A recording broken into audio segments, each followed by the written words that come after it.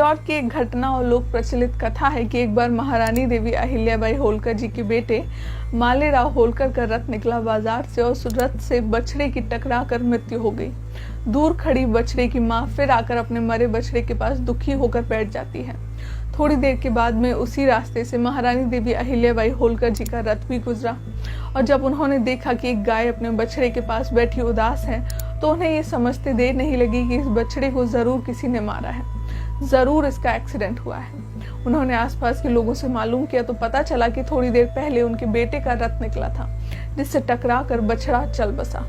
अहिल्याबाई होलकर बहुत गुस्से में आ जाती हैं। वो तुरंत दरबार में पहुंची और मालेराव की पत्नी को बुलाया। उनसे पूछा कि तुम बताओ, अगर एक बच्चे की जान ले ली जाए उसकी माँ के सामने तो जो जान ले रहा है उसको क्या दंड मिलना चाहिए। मालेराव की पत्नी ने कहा कि उसे प्राण दंड मिलना चाहिए और महारानी देवी अहिल्याबाई होलकर जी ने ऐलान कर दिया कि मालेराव के हाथ पैर बांध दिए जाएं, सड़क पर डाल दिया जाए और रथ से टकरा कर उनकी मृत्यु हो जाए। मगर कहते हैं कि उस रथ का सारथी बनने के लिए कोई तैयार ही नहीं था। जो उनके लोग थे वो ये कह रहे थे कि आप माफ कर दीजिए ना, आप ऐसा मत कीजिए, मालेराव आपका बेटा है। लेकिन महारानी देवी अहिल्याबाई होलकर जी ने न्याय कर दिया था। जब कोई भी तैयार नहीं हुआ तो वो खुद रथ पर बैठ गई, सारथी बन गई और अपने ही बेटे को कुचलने के लिए तैयार हो गई। लेकिन तब तक ऐसी एक घटना घटी जो कथा बन गई। लोक प्रचलित कथा कहती है कि जब वो रथ पर सवार होकर अपने ही बेटे को दंड देने के लिए आगे बढ़ी तो गाय जिसके बछड़े की मृत्यु हो गई थी, जिसके बछड़े को मालेराव के रथ ने टक्कर मार दी थी, वो ही गाय बार बार रथ के आड़े आने लगी।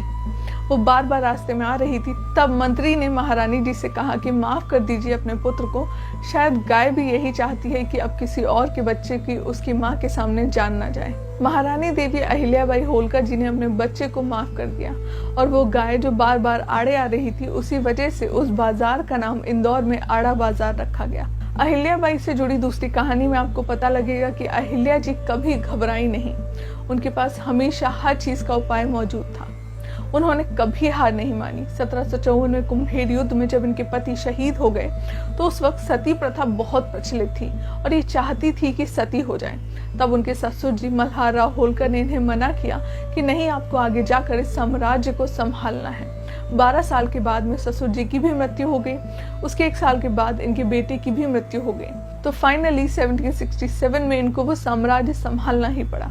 जब ये इंदौर की महारानी बनी तो जो आसपास के पेशवा थे, राजा थे, उनको ये रास नहीं आया कि वो एक महिला गद्दी पर बैठी है।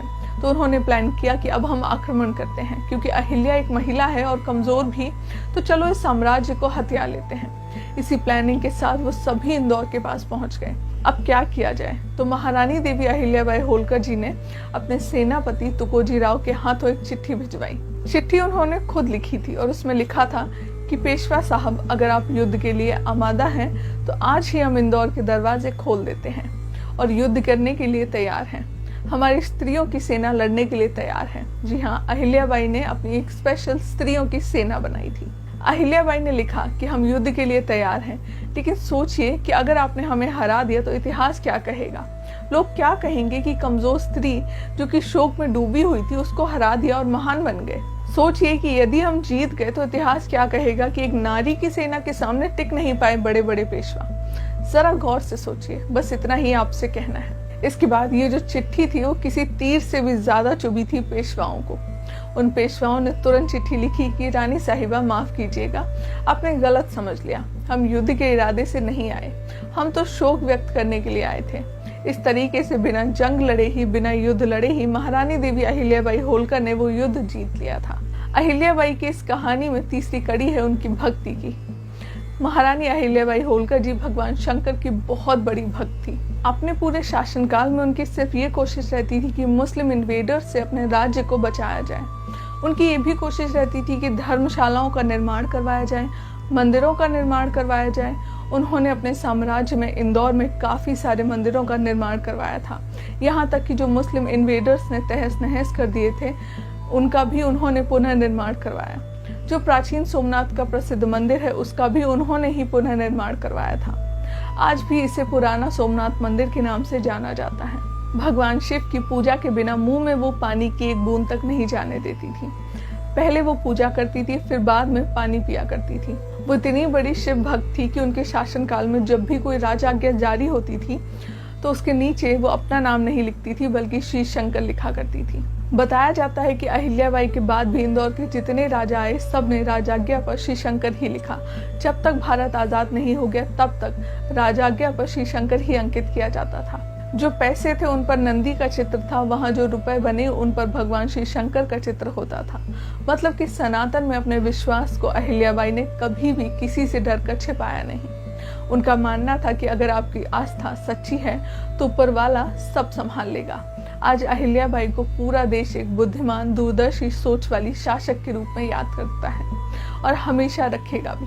वो हर दिन अपनी प्रजा से बात किया करती थी। वो कहती थी कि धन दौलत जनता सब भगवान की ही तो दी गई धरोहर है। मैं इनकी मालकिन नहीं हूँ बल्कि बस संरक्षक हूँ।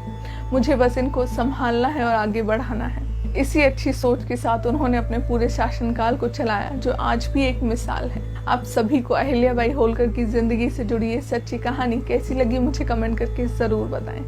साथ ही ऐसी और फ्यूचर वीडियोस के लिए मुझे फॉलो करना ना भूलें। जल्द ही फिर मुलाकात होगी एक नई वीडियो के साथ। तब तक के लिए नमस्कार।